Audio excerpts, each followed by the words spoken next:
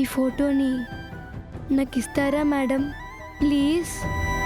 Okay, ఈ కేసులో ఈ స్కెచ్తో మా పని అయిపోగానే నేనే మీ అమ్మ ఫోటోని నీకిచ్చేస్తాను.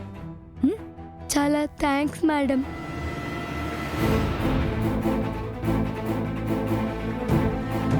ఈ స్కెచ్ సహాయంతో మీ అమ్మని చంపిన వాళ్ళని పట్టుకుంటాం. విహారీ గారిని నిర్దోషిగా బయటికి తీసుకొస్తాను. మీ అమ్మ చావు వెనకాల ఎవ్వరున్నా సరే వాళ్ళని కఠినంగా శిక్షిస్తాను. బ్యాట్మన్ చాలా మంచోడు మేడం, ఆయన ఏ తప్పు చేయరు. ఎలాగైనా బ్యాట్మన్ని బయటకు తీసుకుని రావాలి మేడం మీరు. మేము అదే పనిలో ఉన్నాం క్రిష్, పద వెళ్దాం.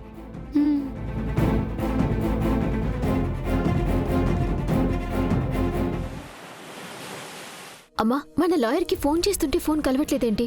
నేను ఇందాక ఫోన్ చేశానే, అతని ఫోన్ కలవట్లేదు.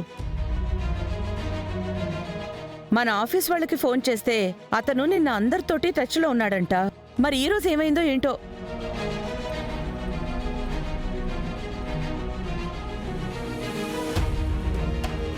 అమ్మా, బావని కోర్టుకు తీసుకొస్తున్నారు కదా, ఈ లోపు లాయర్ని మనం చూసుకోకపోతే ఎలాగా?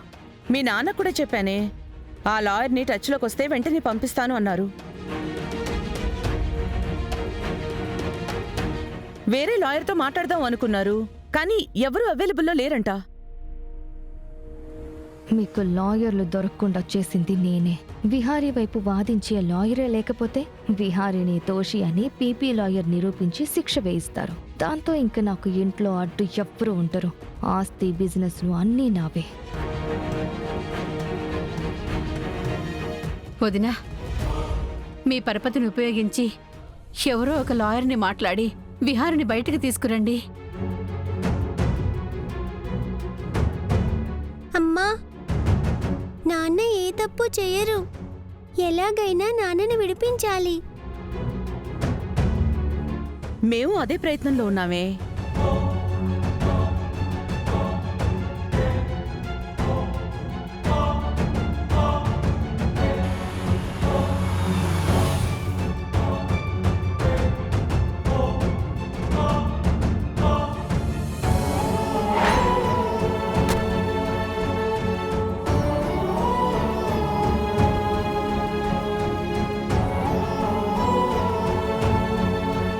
బ్యాట్మన్ని తీసుకొచ్చారా సిరి?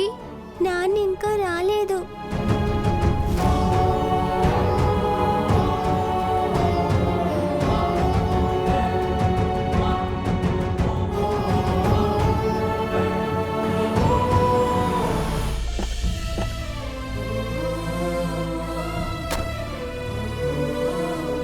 అమ్మా, బ్యాట్మన్!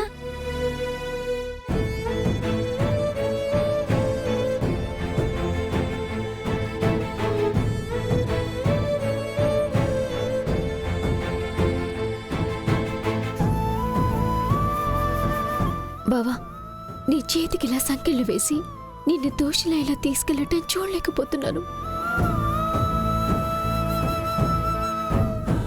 ఏంట్రా విహారీ, ఏంటి నీకు ఈ దుస్థితి? అమ్మా శాస్త్ర, మీరు బాధపడకండి. మీరే బాధపడితే పిల్లలు ఇంకా బెంగ పెట్టుకుంటారు. నాన్న, నాకు భయం వేస్తుంది. అవును బ్యాట్మన్, బ్యాట్మన్ అంటే ఆపదలు ఉన్నప్పుడు సాయం చేసేవాడే కానీ బ్యాట్మన్ ఎప్పటికీ తప్పు చేయడు. చూడండి, నేనే తప్పు చేయలేదు. అసలు తప్పే చేయకపోతే నాకు శిక్ష పడదు కదా. నా తప్పేం లేదు కాబట్టి నిర్దోషిగా బయటకు వస్తాను.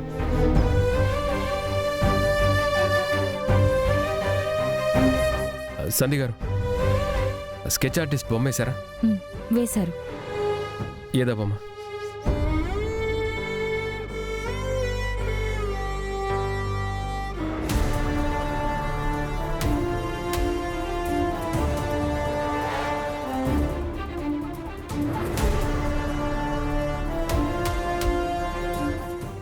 తను మీ అమ్మగారేనా? అవును బ్యాట్మన్.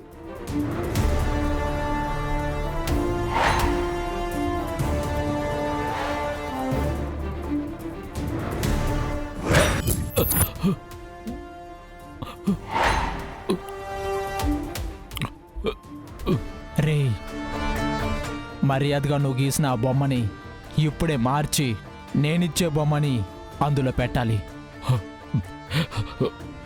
ఏంట్రా ఆలోచిస్తున్నావు? మార్చకపోతే నీ పీక కోసి నిన్నిక్కడే చంపి సమాధి చేస్తాను. వద్దు వద్దు వద్దు, నువ్వు చెప్పినట్లే మారుస్తాను. తీ అత్తి ఇది అందులో పెట్టు.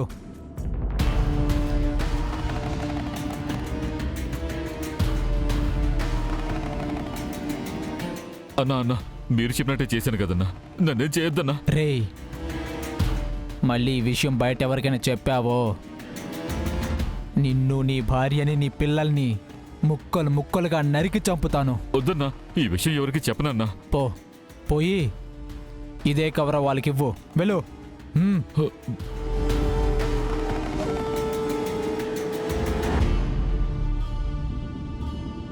సంధ్య, జేడీకేడీ లేరి?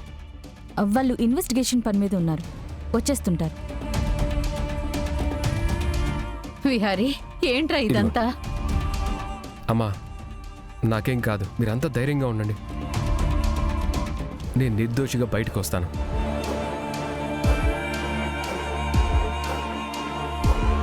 నిన్ను దోషిగా చేయడానికి కావాల్సిన అన్ని ఏర్పాట్లు చేశాను విహారీ. ఈ రోజుతో ఇంక నీ జీవితం జైలు పాలే. ఆ జైల్లో ఊచలు లెక్క పెట్టుకుంటూ కూర్చోవడమే నీ పని. నా నుంచి లాక్కున్న ప్రతిదీ తిరిగి దక్కించుకొని నేనే నా బిజినెస్లకి, ఆస్తులకి మహారాణినవుతాను. పదండి వెళ్దాం. వదిలేస్తే కోర్టు బయటే కాపురం పెట్టేలా ఉన్నారు. మీకే సార్ చెప్పేది, కోర్టుకి టైం అవుతుంది. పదండి పదండి. బావా,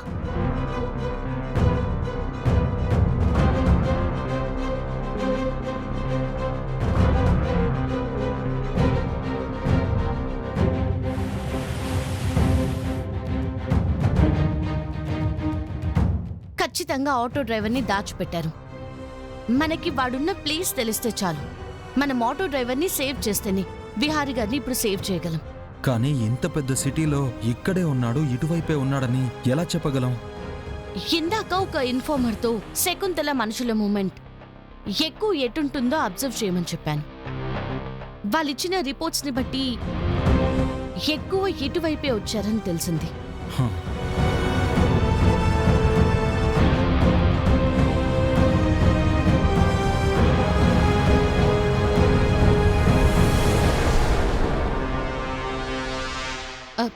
కెడి, అక్కడ కారోపు.